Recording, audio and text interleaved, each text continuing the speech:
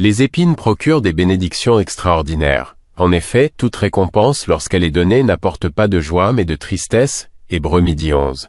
Shalom, amis bien-aimés du Seigneur Jésus-Christ, depuis que j'ai poursuivi mes études à l'étranger, dès mon retour dans mon pays natal, de grands changements se sont produits. Il y a environ 29 ans, ma tension artérielle la plus basse était de 160/95e, ce qui signifie que ce qui se passe habituellement dans la vie quotidienne se situe autour de 210/120e. C'est très dangereux, disaient plusieurs médecins de mes amis. À 2 reprises, j'ai dû subir beaucoup de rejets pour pouvoir me faire vacciner contre le Covid-19 1.2 et le rappel 1.2. J'ai donc dû le baisser à un maximum de 180/90e. Il m'a fallu travailler dur.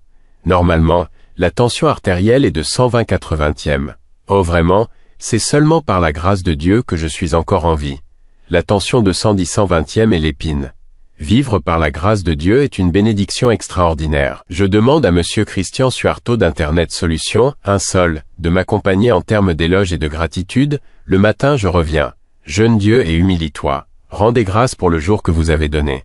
Louez Dieu de tout votre cœur. Je t'adore, très Saint-Père. J'exalte le Père très haut. J'abandonne mon corps, mon âme, mon esprit, dans ton Seigneur dirigeante, tandis que je continue à consulter des médecins et à prendre régulièrement des médicaments pour diminuer la tension artérielle. Je continue de profiter de ma vie quotidienne en me concentrant sur le service du Christ et de son œuvre sur cette terre, tout en m'abandonnant lorsque son heure viendra où Dieu m'appellera à cause de l'explosion de ces pics d'hypertension artérielle. Le moment qui m'a vraiment attristé est arrivé. Il y a 6 mois, et sa femme bien-aimée a été enlevée, dont lui avait besoin et plantée dans son jardin céleste. Je dois être reconnaissant lorsque je dois pleurer à cause du commandement de Jésus à mon égard. 1 Thessaloniciens 5 versets 16 à 18. En 6 mois j'ai vécu cette vie avec lui, le Seigneur et Sauveur, la belle reine, Jésus-Christ.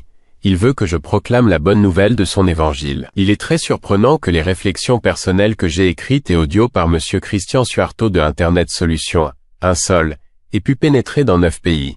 L'Indonésie, Java pour le Suriname et la majorité des langues javanaises, anglaises, mandarin, japonaises, allemandes, néerlandais, français, France, et khmer. Le mercredi 25 septembre 2024, l'enseignant du groupe de santé Ping Shuai Kung pour l'Indonésie, Monsieur Merik, au nom de l'enseignant thaïlandais, Monsieur Lee Feng San, qui a de nobles idéaux pour apporter la paix dans le monde à travers ce groupe de santé.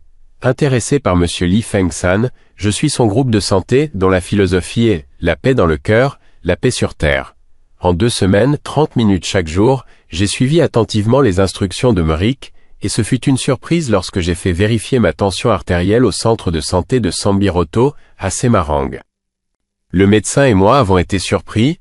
Après 29 ans, ma tension artérielle était de 141/83e. Je conclus, astérisque ma rencontre, qui désire gagner le monde par l'évangile du Christ selon sa grande commission, Matthieu 28 versets 19 à 20 et Marc 16 verset 15 en esprit, avec Monsieur Lee Feng San qui veut réconcilier le monde dans le cœur, âme et le corps, saint, n'est pas une coïncidence, mais la vérité de Dieu est en train d'être révélée. Complète à mon avis, la paix dans le cœur, esprit âme corps, paix sur terre. Oh Alléluia, 29 ans et sa femme bien-aimée ont été enlevés. C'est l'épine, et une tension artérielle normale dans ma vieillesse et être une bénédiction pour 9 pays dans le monde est une bénédiction extraordinaire. Même de les épines les plus douloureuses, nous pouvons profiter de bénédictions extraordinaires. Merci Merik. Le téléchargement de mon témoignage vidéo sur YouTube a plu à Dieu et à Monsieur Lee Feng San en Thaïlande. Dans la lecture d'aujourd'hui, nous espérons que cette récompense produira une vraie bonté dans le caractère et l'intégrité du peuple qui suit le Christ. Hébreux 11. Amen. L'inspiration d'aujourd'hui, les mains disciplinantes du Christ sont des mains aimantes.